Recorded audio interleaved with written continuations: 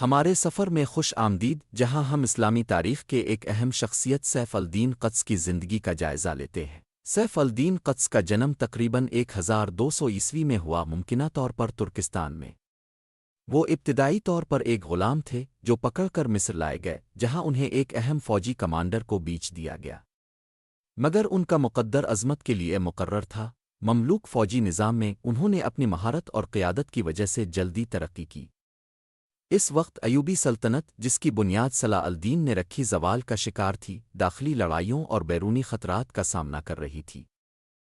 1250 میں قدس نے خود کو ایک اہم فوجی رہنما کے طور پر قائم کیا اور آخری ایوبی حکمران الصالح ایوب کے خلاف بغاوت میں اہم کردار ادا کیا، جس کے نتیجے میں وہ مصر کے سلطان بن گئے۔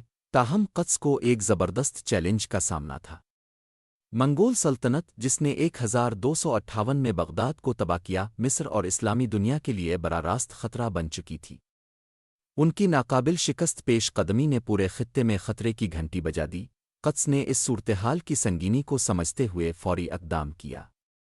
انہوں نے مملوک افواج کو متحرک کیا اور ایک مقابلے کی تیاری شروع کی جو اس کی بادشاہت کی تقدیر کا تعین کرے گی۔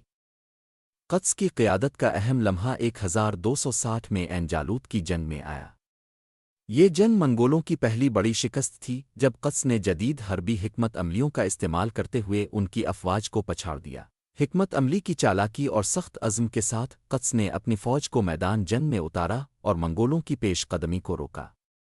عین جالوت کی فتح نے نہ صرف مصر کو بچایا بلکہ اسلامی دنیا کی تاریخ میں ایک اہم موڑ بھی ثابت ہوئی۔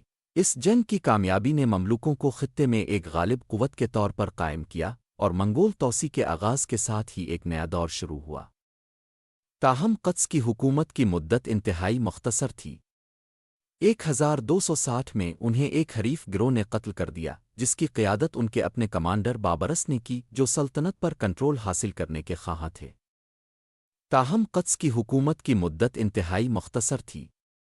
1260 میں انہیں ایک حریف گروہ نے قتل کر دیا، جس کی قیادت ان کے اپنے کمانڈر بابرس نے کی، جو سلطنت پر کنٹرول حاصل کرنے کے خواہاں تھے۔ بابرس نے قدس کی وراثت کو آگے بڑھایا اور مملوک سلطنت کو مزید مضبوط کیا، مگر یہ قدس کی بہادری اور قیادت تھی جس نے ان کی کامیابی کی بنیاد رکھی۔ آج سیف الدین قدس کو مصر اور وسیع مسلم دنیا میں ایک قومی ہیرو کے طور پر یاد کیا جاتا ہے۔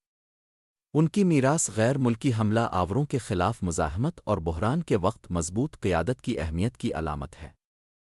ان کی کہانی ہمیں یاد دلاتی ہے کہ مشکلات کے سامنے بہادری اور عزم کی طاقت کیا کردار ادا کر سکتی ہے۔ دیکھنے کا شکریہ۔ مزید تاریخی بصیرت کے لیے سبسکرائب کریں۔